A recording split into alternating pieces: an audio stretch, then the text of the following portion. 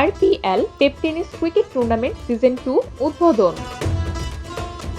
রংপুর স্টেডিয়ামে RPL tape tennis cricket tournament season 2 উদ্বোধনী খেলায় প্রধান অতিথি হিসেবে উপস্থিত ছিলেন রংপুর মহানগর বিএনপির সংগ্রামী সদস্য সচিব জননেতা অ্যাডভোকেট মাহফুজ উন নবী ডন। খেলাধুলা অত্যন্ত একটি প্রয়োজনীয় একটি জিনিস আমি মনে করি।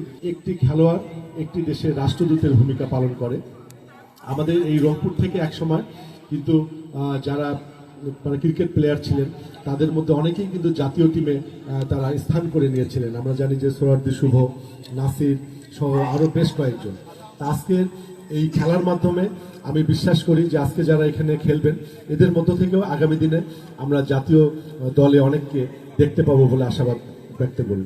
উদ্বোধনী অনুষ্ঠানে সভাপতিত্ব করেন রংপুর জেলা ফুটবল অ্যাসোসিয়েশনের সভাপতি মঞ্জুর আহমেদ আজাদ ও অন্যান্য বিশেষ ব্যক্তিবর্গ। উদ্বোধনী শেষে অতিথিবৃন্দ নিজেরাই মাঠে নেমে ক্রিকেটে মেতে ওঠেন।